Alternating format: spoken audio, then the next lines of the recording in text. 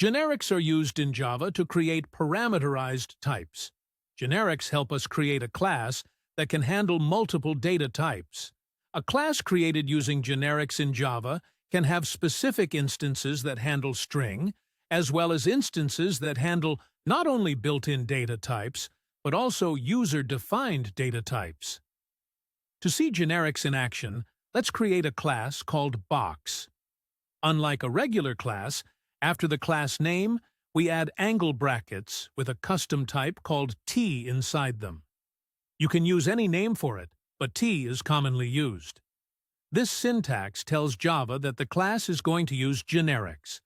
Now, let's create a private variable called content with the type T. Then, we define two functions, a setter and a getter, called setContent and getContent.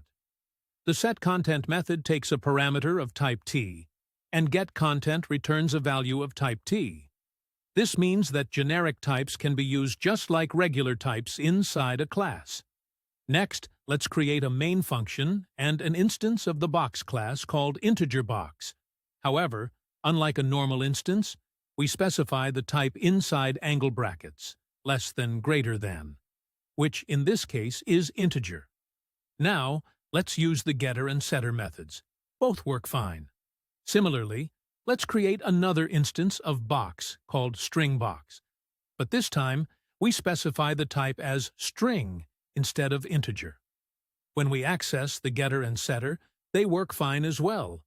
The box class can also be used without explicitly specifying the type inside angle brackets.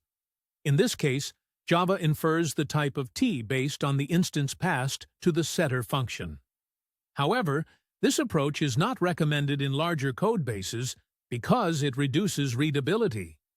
Developers may mistakenly assume the wrong type and try to cast it incorrectly, leading to various runtime errors.